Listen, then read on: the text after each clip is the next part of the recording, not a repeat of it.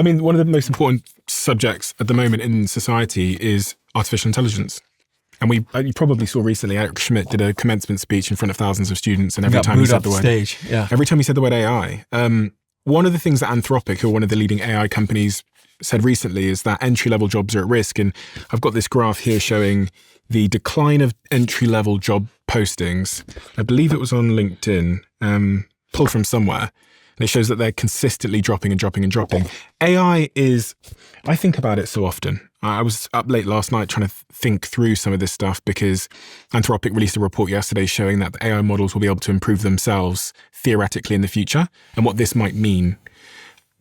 How disruptive do you think AI is going to be as it relates to job losses? I don't think Bernie Sanders' latest idea is terrible. US will own 50% of all the AI companies. Yeah, it is absolutely true that AI has monetizing for free humanity's intellectual property.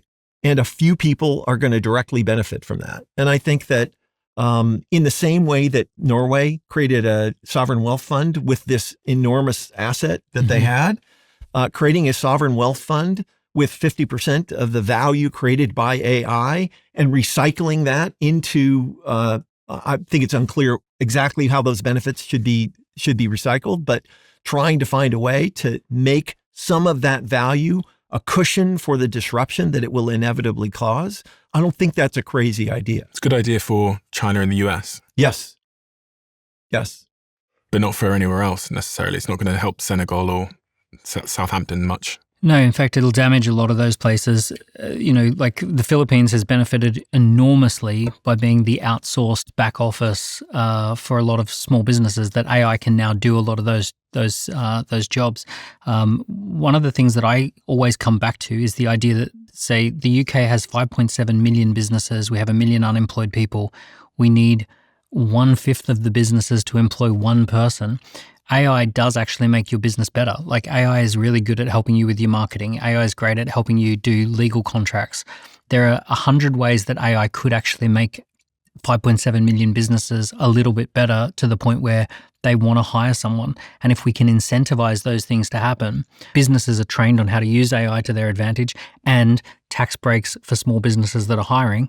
And there's actually 5.7 million businesses and 1 million unemployed people. There's a good match there. A lot of people have been talking about AI agents. And what an AI agent can do, for anyone that doesn't know, is it can go on your computer and it can get any task you want done on the computer. Whether that's, editing tasks or whether it's, manual data entry tasks or whatever it is, it can click around on a computer and do things.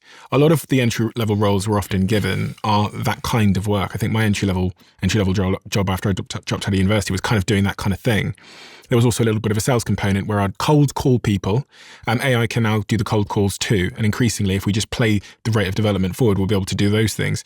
So if these businesses get more and more efficient, again, it comes back to this entry-level point is what role will entry-level team members have in these kind of companies? So what's interesting for me, I have a group of companies, small businesses, dynamic small businesses. We've implemented AI in all of them. And as a result, we've hired people. Who have you hired? So entry-level people? We've hired some entry-level people who are augmented by AI, so they become more valuable because of AI. But like things like appointment setting, we've ended up hiring more salespeople because we get more appointments. We use it with our marketing, and we end up hiring people who can actually have those final conversations with people. At the very core of my organizations, we have an AI layer, and the AI layer has context and skills and models and security layer, right? All in there. And it spits out amazing information and data and reports and tells us who to talk to and why to talk to them and what to talk to them about. All these things are happening because of AI. But it doesn't get around the point that, like, if you think about Uber, Dara has been pretty clear that the 9 million drivers they have, I think it is, are going to lose their jobs in the future. If you think about the other sort of white collar professions we've described, those roles won't exist in the future. Well, I should say those roles will be changed. Correct. If I put on my more optimistic hat, the thing is that all businesses operate in a competitive environment, and there are two ways to compete. One is to be cheaper. The other is to be better. Right? And the thing about AI is that, yeah, there are tasks that you can automate away, but one person with good AI tools may be able to do the job of 5, Mhm. right? And yeah, you could eliminate that job, or you could keep that person, give them the right tools, and outcompete your competitors. The right tools. The right tools. I right? think there's an assumption that I mean, this is, of course, what happened with computers, right? I mean, I am older than you guys, so I remember when calculators hit. You had to be there to realize how freaked out people were about calculators, right? Like people were talking about, like, well, what are the accountants going to do, and will kids learn math anymore? I mean, it was like extremely controversial to bring a calculator to school. And then along came computers. And the truth is that computers didn't reduce the amount of work that people did. They increased the amount of work that people did. And I do believe that there are ways in which AI is probably going to do that. And so the job loss may not be as apocalyptic as it now feels like it may be. Because again, at the end of the day, you have 2 ways to choose to compete.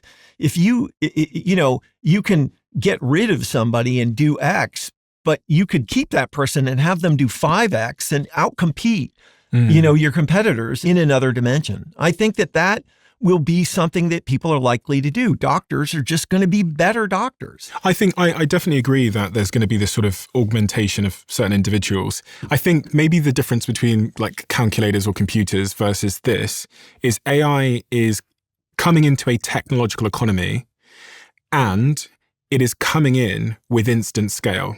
In a way that when Anthropic shipped their new model last week, it went to all of us at once, everywhere in the world. We were all, boom, step changed. Yes. With computers, I remember the day that like my dad ordered the first computer for our house, and we waited for weeks and weeks and weeks. Yeah. And then we got it. It was super expensive to get one. We unboxed it. I remember us all stood around it looking at, and it was like this Windows 95 machine that had like no memory on it. So the distribution, the sort of disruption was much slower. The pace was much slower. Right. And I understand that, like with our team, there's no intent. We have no intention at all to let anybody go because of AI. We're reskilling people, training people. However, would we end up hiring less people, especially in the near term, than we would have otherwise? I think that's maybe conceivable. Yeah. And a lot of companies, I think, are in that position where I actually was speaking to someone yesterday and they said, we're just letting the natural attrition in our call center take care of the shift, which means they lose 25% of people from their call center naturally. Yeah. They're just not hiring other people back in. And actually, Klarna's CEO said the same thing. He said, we're just letting the attrition take care of it. I'll give you another example, though, just to counter that. I work with a husband and wife couple in the north of England who they had a little video production agency and like 1 or 2 people who did a little bit of contracting with them. They used AI to create a piece of software, and that piece of software helps automate script writing and a few of the things that they do. They launched a waiting list for this. They got 5,500 people to join the waiting list. They then signed up their first 1,500 clients to a piece of software that cost almost nothing for them to build in 4 months. And now they're hiring a team of 10 people. And this is a husband and wife who had a small, constrained business who are now building out a bigger business. And this is something that could never have happened. They haven't had to raise millions of dollars. They haven't had to hire 30, 40 people. So this tiny little SaaS opportunity is suddenly possible because of AI. And take that AI away, and that fast growth dynamic little businesses is... Yeah, I think anecdotally I could come up with lots of examples as well where particular people are highly entrepreneurial, they come across an opportunity. But there's this broad, if you just zoom out on the way that people generate value in the economy at the moment, so much of that is going to change, and it's going to be quite quick, it feels like. Oh, totally. And I don't know what you do about, what do you do about that sudden shift? Well, this happened in the Jevons paradox. The person who had a tractor displaced 100 people who were in the field. And those 100 people went into the city looking for work all at once. And it was Charles Dickens wrote The Tale of Two Cities. He wrote Oliver Twist. Guess who else came out of the Jevons paradox? Our good friend Karl Marx, who came up with the most toxic ideas ever created and written down. Right? He came off the back of the Jevons paradox. So what do you do about it? UBI? I'm not a big fan of UBI at the moment. Isn't that kind of what this 50% Bernie Sanders thing would do? Well, it's sovereign wealth fund, basically. But you have to find a way to help manage through this transition. And you have to, I think, depend on the value create. Look, the whole valuation that AI is predicated on is job disruption, Yes. right? You can't get to those numbers unless you're displacing lots of jobs. Exactly. And if that's true, then we should grab some of that value that is created and recycle it into the economy to try to cushion the disruption that it creates. This is a bit of a socialist idea, right? I don't call that socialism. What do you call that? I don't know, just common sense. But wouldn't that broadly apply to all companies and rich people if they are disrupting the economy and taking an unfair share of that disruption? Should we not just grab and recycle back in? But that is the basis upon which every high functioning democracy in the world operates. I mean, every high functioning democracy in the world has progressive taxation, labor standards. There's rule a of difference law. between seizing private property, which would be a socialist way of doing things and a communist way of doing things, and owning strategic assets, which Which are private property. So, for example, the Dubai government owns the physical hotel buildings that run Dubai, and it leases those out to hotel operators, but it keeps money in its sovereign wealth fund because it says basically a big part of Dubai is that we own these kind of land assets. So do you think we should go and take a proportion of these companies? Well, the difference was the Dubai government actually developed those assets. Right, but we're already too far down the line within a capitalist society like the So United States. we might say that data is the new oil, and data is a common good, and it is a common asset that has been sequestered illegitimately by these companies. So therefore, you're not seizing what they created. You're basically saying, "I'm sorry, but you need to pay a license back to this sovereign wealth fund because you're using a common asset that you were able to essentially seize." But you stole it from Africans and British people. You stole it from people in Australia. You stole it from people in Canada. The biggest issue that we're having is that the nature of the entire economy is changing. So this happened 250 years ago, where the nature of the economy was land, and we had an economic system called feudalism and colonialism. And then the nature of the economy was industrialization, and we had an economic system called socialism and capitalism. And now the nature of the economy is actually fundamentally changing. So in economics, there's 4 factors of production: land, labor, capital, enterprise. We're now swinging like a pendulum from land through capital, labor, and now we're actually in an enterprise economy. And we need some sort of economic system that reflects the reality of how money and wealth is made. And what at is the moment. that? Is that go to OpenAI, take 50% of their company, and then pay out the profits of that 50% to the people? I'm always skeptical of any socialist ideas. If it comes from Bernie Sanders, I'm skeptical. Okay, but Bernie Sanders is not a socialist. Like, he's let's a be clear. socialist. No, he says he's a socialist. Well, Socialism take him at his means word. Socialism is, the government owning all the means of production, right? Look, there are a million forms of capitalism, right? Every country operates slightly differently, and I don't think that Bernie Sanders is saying that we should abandon markets.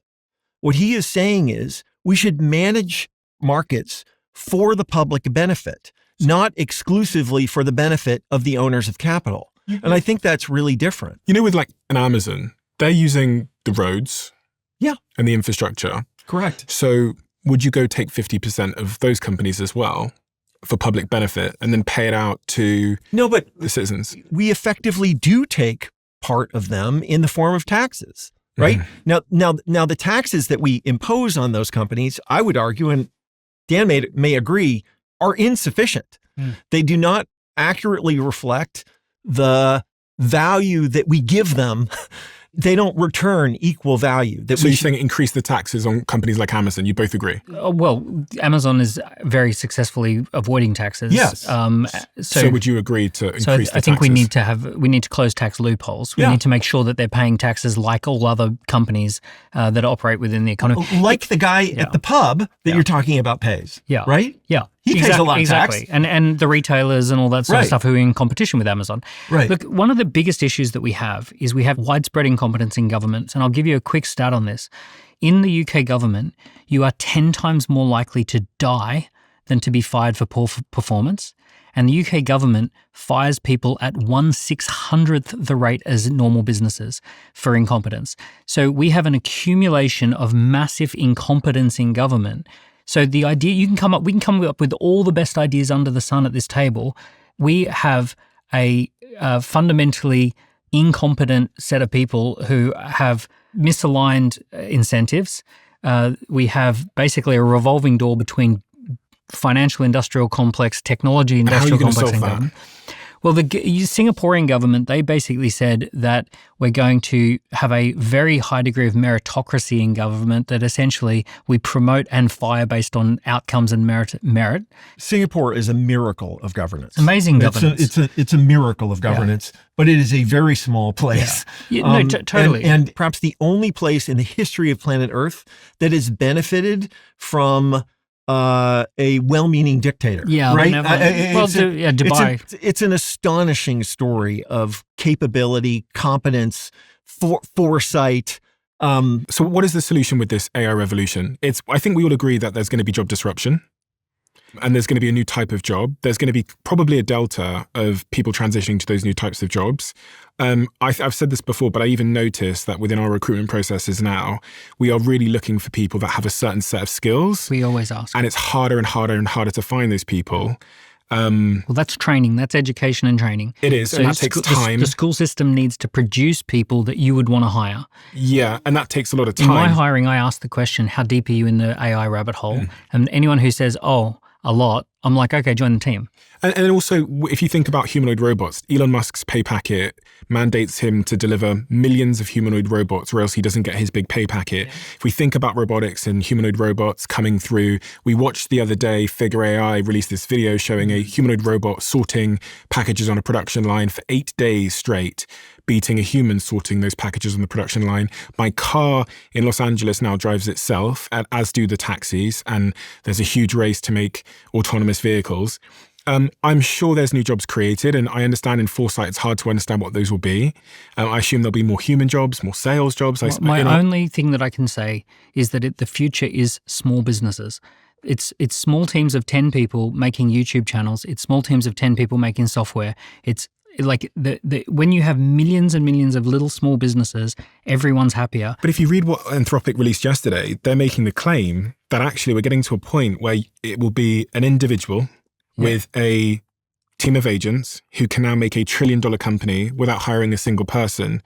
And actually, when you said about making software, they might argue that that'll be agents making that software. Anthropic said that the amount of code each individual's producing on their own is 8 times. And this one particular quote, which I actually screenshotted on my phone last night, comes from an engineer at Anthropic, who was saying they feel useless because now they say they haven't written a line of code in months and months and months. This Anthropic engineer was basically saying, like, I come to work, this agent writes the code for me, and I kind of sit and watch and I feel useless.